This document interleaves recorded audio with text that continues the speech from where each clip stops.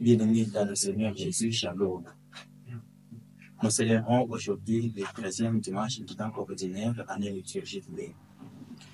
L'évangile de ce jour nous fait un récit d'une nouvelle traversée de Jésus qui, le dimanche passé, demandait à la foule d'aller de l'autre bord. Mais dans l'évangile d'aujourd'hui, selon Saint Marc, 5e chapitre, du 21e au 43e verset, nous montre que Jésus revenait à l'ouest de la mer de Galilée. Il y est accueilli par une grande foule et dès son arrivée, il doit répondre à plus d'une requête urgente de certains personnages d'une foi sans pareil. Et c'est cette foi ferme qui est le background de l'exhortation d'aujourd'hui. Pour ce faire, le modèle de foi nous est proposé.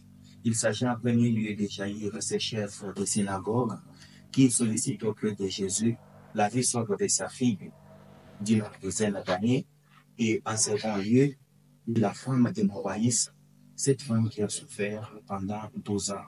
C'est presque toute une vie. Ces deux personnages, pour votre gouverne, sont des milieux différents. Jaïr est un juif très pratiquant.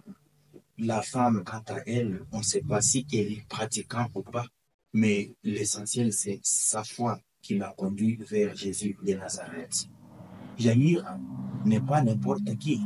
Il est le chef de synagogue. Il n'a pas tenu compte de son rang. Il n'a pas peur de se montrer humble et confiant en Jésus. Il lui formule une demande. Ma petite fille est à l'extrémité. Viens lui causer les mains pour qu'elle soit sauvée et qu'elle vive. Marc 5, verset 23. La femme, à son tour, avec une foi un peu stratégique, s'est dit, si je vais seulement ces vêtements, je serai sauvée. Aussitôt, la source d'où elle perdait le sang fut tarie et elle sentit dans son corps qu'elle était guérie. Marc 5, 28 à 29. Bien-aimés, il est des situations qui, malgré notre rang social, qui, malgré notre avoir, qui, malgré notre pouvoir, nécessitent notre pas vers Jésus, afin qu'il agisse à notre intérêt. Jaïr l'a sollicité et Jésus n'a pas hésité d'entrer chez Jaïr.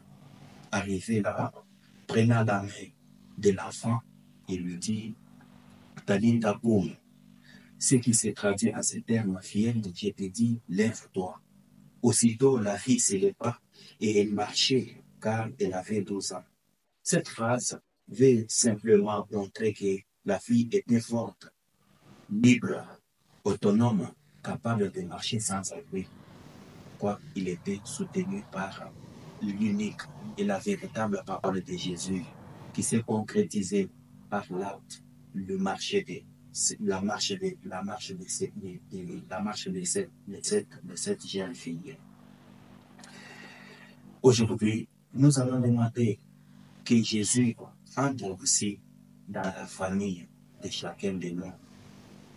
Que sa parole se lit à l'acte dans notre vie et que sa parole retentisse aussi dans nos cœurs. Peuple fidèle du Christ, en faisant notre expérience avec Jésus, nous devons être prudents avec notre entourage qui est capable de découragement. C'est le cas de Jaïr. Lui n'a pas tenu compte de son entouragement, de son entourage qui disait la fille est déjà morte. Pourquoi déranger encore Jésus? Mais la foi encourageait Jaïr à courir vers Jésus. Le voici, étant entré dans la famille de Jaïr, il leur dit pourquoi cette tumulte? Pourquoi cette pleurs? L'enfant n'est pas morte, mais elle dort. Marc 5, 39. Avec Jésus, non seulement nos situations changent, mais aussi nous découvrons la différence dans les biens.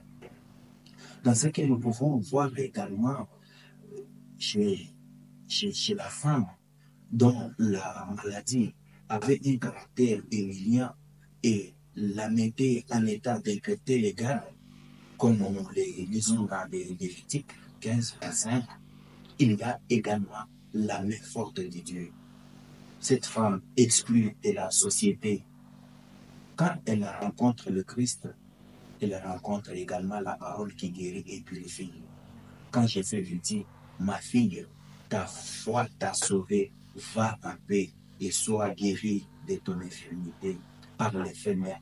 Cet ancien hémorragisme trouve non seulement la guérison, mais aussi sa dignité dans la société, qu'elle intègre comme une nouvelle, qui fait une nouvelle expérience avec Jésus, qui est différente de tous les médecins qu'elle avait rencontrés auparavant. Mes frères et sœurs, les maladies, nous les avons de toutes sortes parmi nous. Elles peuvent être spirituelles lorsque nous manquons de la foi en Jésus à un certain moment obscur de notre vie. Elles peuvent être physiques lorsque la santé pose problème dans un certain ordre. Mais celui qui fait un pas vers Jésus rencontre un changement. Celui qui fait un pas vers Jésus rencontre la guérison. Prions à Dieu notre Père de nous regarder avec ses yeux d'amour, qu'il augmente en nous la foi, afin que toute notre vie soit un témoignage et une louange rendue à notre bouclier et notre rempart, maintenant et pour les siècles des siècles. Amen.